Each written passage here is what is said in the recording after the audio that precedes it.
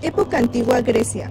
Grecia antigua tiene extensión entre el año 1800 a.C. al siglo III a.C. Debido a las particularidades de cada región, se dedicaban a la pesca del atún y al cultivo del olivo y la vid.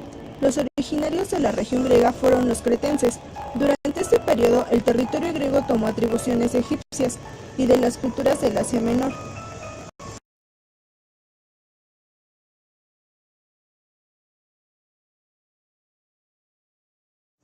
En el ámbito económico se trabajaban los metales como el cobre y el bronce. Los griegos se caracterizaron por ser buenos navegantes. Lograron forjar grandes ciudades como Troya, esta de gran importancia comercial.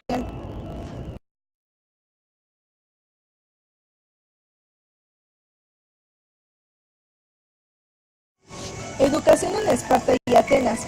En las regiones de Creta y Esparta, el Estado vigilaba la educación griega y era administrada por un magistrado que organizaba los recursos necesarios para la manutención de escuadrones y coros, que eran los nombres dados a las escuelas. En la periferia griega, como Asia Menor, existía una serie de círculos de iniciación llamados diasoi, que funcionaban como reglas y principios independientes.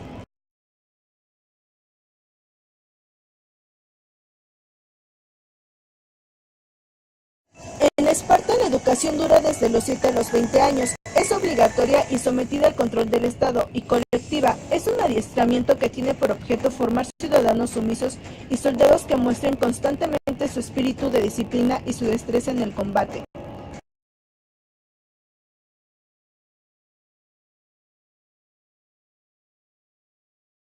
En Atenas, a los 18 años se iniciaba la preparación militar, que se prolongaba durante 2 años. Una vez finalizada, y si la familia podía permitírselo, se continuaban los estudios superiores. Atenas contaba con dos escuelas famosas, la Academia, en la que enseñaba Platón, y el Liceo, donde Aristóteles impartía sus enseñanzas. Se organizaba la educación en 4 apartados.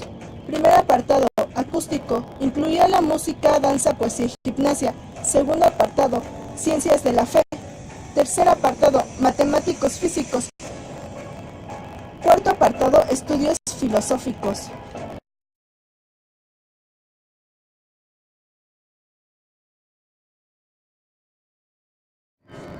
Sócrates, Platón y Aristóteles. Sócrates nace en Atenas, es considerado uno de los grandes filósofos.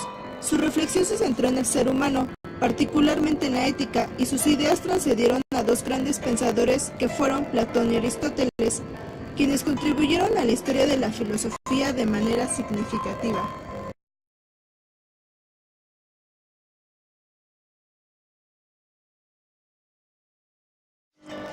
La aportación más significativa de Sócrates es la mayéutica.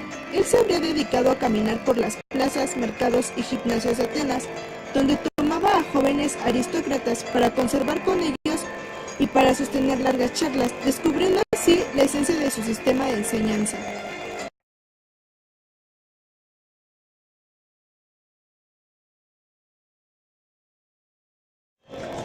Es así que el filósofo considera que la sabiduría, la virtud y la felicidad son inseparables. El conocer nos lleva a actuar de manera correcta. En palabras de Sócrates, ningún placer supera el de sentirse transformado, el mejor y contribuir al mejoramiento de los amigos.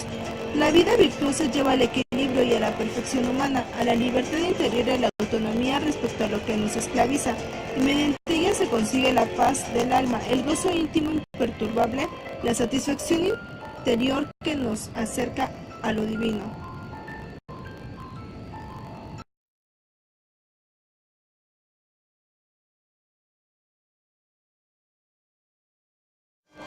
Platón. Platón nació en Atenas en el año de 427 a.C. Hijo de familia noble, orientó su formación hacia la política. Fundador de la Academia en el año 387 a.C., Sócrates fue su principal maestro, de quien retoma la dialéctica y se contrapone a la retórica. Platón establece una visión socrática a partir de una base metafísica. La base de su filosofía se encuentra en cuestiones éticas y retoma por completo las enseñanzas de su maestro al vincular las problemáticas de su ambiente con su incesante búsqueda por la verdad.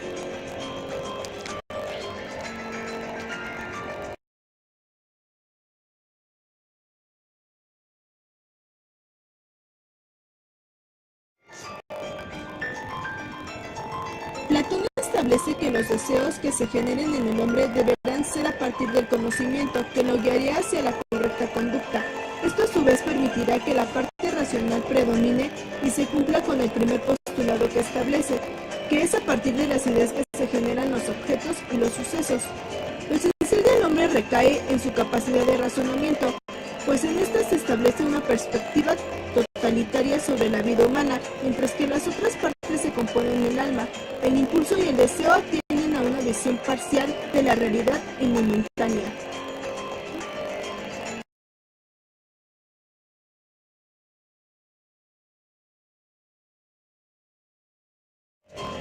Aristóteles. Aristóteles nació en Estagira en el año 384 a.C. Fue hijo de Nicómaco y Festis, quienes murieron cuando él era niño, así quedó a cargo de Proxeno. Las obras de Aristóteles se clasificaban en dos grupos: exotéricos, escritos compuestos por diálogos y dirigidos hacia el público en general, y esotéricos, escritos destinados a la actividad didáctica del filósofo, destinados a sus discípulos.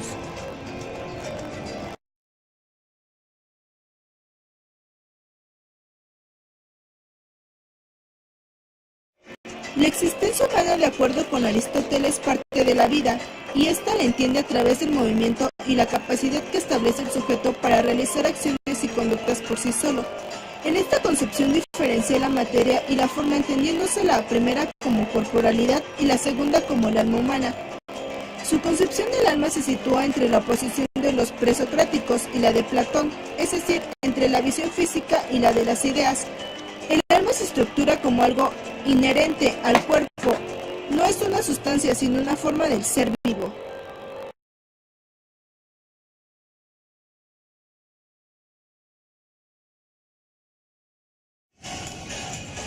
La instrucción pública, la educación durante el periodo helenístico deja de ser un servicio privado y se convierte en un asunto de origen reglamentario, del alcance para todos.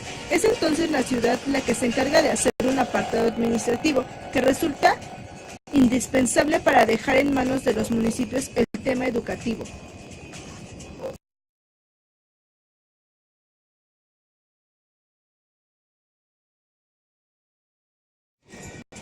La educación básica, esta se refería a aquella formación que era de carácter integral para los sujetos. Entre ellas se encontraba la educación artística, en donde se propiciaba la enseñanza del dibujo y la música.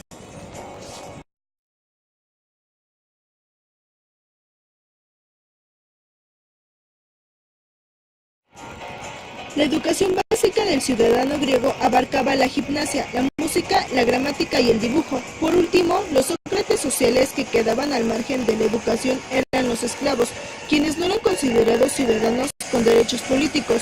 Por lo tanto, el Estado no tenía la obligación de preocuparse por su educación.